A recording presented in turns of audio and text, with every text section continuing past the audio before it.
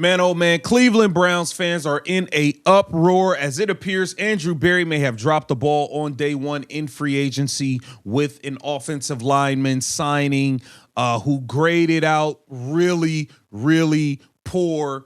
This is a major story going down. We got to break this thing down, man. Welcome to Keep the Vision. Make sure you like, comment, subscribe. Share the channel. Hit that bell notification and hype the video. That would be greatly appreciated. Let's get right into this. So the Cleveland Browns signed guard Zion Johnson yesterday, okay? And his grades are really, really poor, guys. I got to be honest with you. So here's who Cleveland signed. Zion Johnson from the Los Angeles Chargers, okay? And then if you look at this here, it says former Chargers guard Zion Johnson reached an agreement on a 3-year, $49.5 million deal, including $32.4 guaranteed with the Cleveland Browns. Okay. Now, when you go up here, okay, it says Zion Johnson, among guards that played over 1,000 snaps last year, ranked 30th in run blocking, in run block grade, 52.8. Tied for 14th in pressures at 29 and gave up the third most sacks in the position. Is this sabotage all over again? Is this sabotage all over again? How did he get? They said the Browns just spent over $16 million a year on potential. Take a look at this. Oh no. Oh, he's getting beat. He's getting beat, y'all. Damn. That wasn't a bad rep right there. That wasn't a bad rep. He is he getting thrown around a little bit. See, man, so they're saying, hey, this guy ain't it. This guy was poor. They're saying this guy was not good. So a lot of people are in an uproar about the Zion Johnson signing, okay? So much so the Browns also tried to make signings for other guards. They did pivot on defensively. They did add Quincy Williams, a really good linebacker, after losing a linebacker of their own.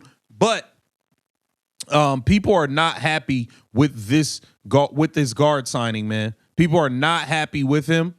And I don't know, man. You tell me what you guys think. Let's take a listen to what they had to say about him on Ken Carman, man, because they definitely addressed this situation, man. People are not happy with this signing. We still finished 6-11. Shoot, but I'm not disappointed in what they didn't do in free agency. This is kind of the way I wanted it to go, and it's going the way I wanted it to go. It's going the way now. Some people took a tweet I put the wrong way. There was a move that was made just real quick. Alec Pierce ended up agreeing to a $114 million deal with the Colts. And I'm like, well, if this is the market, I guess we'll just go to the draft. And people thought I wanted Alec Pierce to go. No, he was never a conversation piece for the Browns or anything like that. I beg your pardon. I know that these were emotionally charged times. I did not think, no, Alec Pierce was not in the mix for us or anything like that. Well, it's like one of the messages of the day yesterday, and this is, I mean, if you follow this free agency stuff a long time, I think a lot of teams would probably say the same thing, that the fans get all excited about the same 5 free agents in the NFL. Yeah. But then they remember, oh, this isn't the NBA. This isn't Major League Baseball, right? You really don't have a big-time shot at a lot of those guys unless you want to totally overpay. And what did we see yesterday? All the first contracts, with the exception of the Malik Willis one, and we'll get to that one later, but all the first deals that were reported on, they were massive overpays. And the one that was front and center, obviously, was at a position of need as we're overhauling our offensive line, was Linderbaum, the center that was in Baltimore. And then to see the money he got, it's like, well, that would not have been responsible for a team in the Browns situation. But I wonder at times, do the Browns fans, they're inundated year-round with the cap doesn't matter, and our owner is so cash rich, but why can't we go get whoever we want? And so they're left to be disappointed when we don't pay top dollar for every single position of need. I see where you're coming from. I look at what the Raiders are doing. I mean, they're going to get Fernando Mendoza. They're going to try to protect him. The price is outrageous. I don't blame him for getting the money. I mean, if you're a Raider fan, and I think I'm talking about 3 people out there, If you're a Raider fan, you better expect him to be an all-pro every single year for what he's getting paid because it is such a galling amount of money. But honestly, if he doesn't give up a bunch of sacks and if he looks good and he's a good offensive lineman for you, yeah, the money might be substantial, but I don't think anybody's going to care. The guys that they brought in, first off, you brought in Zion Johnson. The problem with offensive linemen, I'll give you my thoughts on it right now. I'll let you go here in a second. The problem with offensive linemen is that you're seeing such a mixed bag on free agents because I don't think we know how to grade them. I don't think we know really exactly what we're looking at. Like I'm bringing in John Greco today for a reason at 820 because there's things that guys do well, things that guys don't do well. Frankly, I think there's people at grading places, at places that fans look at that might not know what they're looking at. And they're just going, hey, you're in charge of this. And they're looking at it and going, did he give up a sack here? No. Well, did he actually fulfill what his obligations were? Those are things that we got to bring up. So did the quarterback cause a sack? When you bring in Zion Johnson, there's a mixed bag. I think there's going to be a mixed bag on just about every single free agent offensive lineman. So I can't, guys.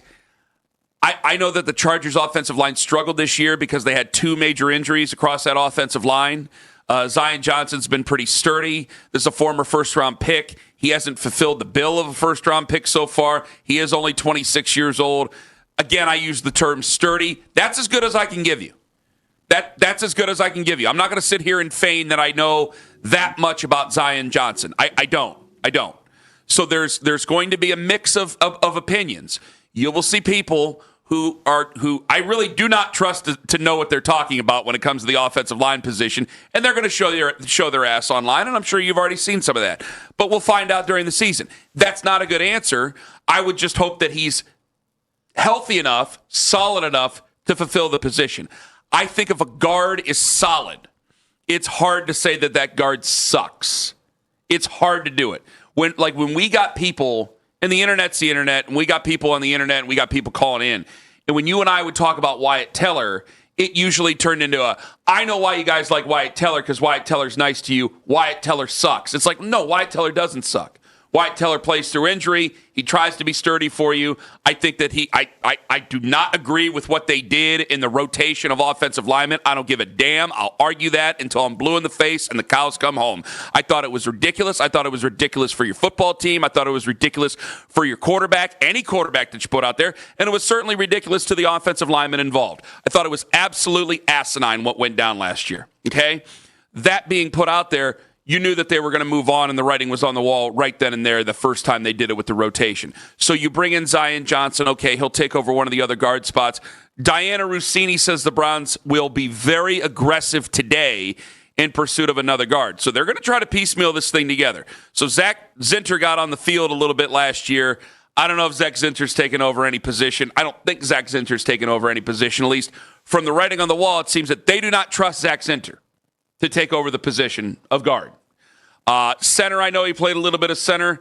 That's kind of up in the air. Maybe it's up to Luke Whippler. Maybe it's up to somebody else that we have to see over time. So you have Zion Johnson coming in. The other one about Quincy Williams, I will tell you this.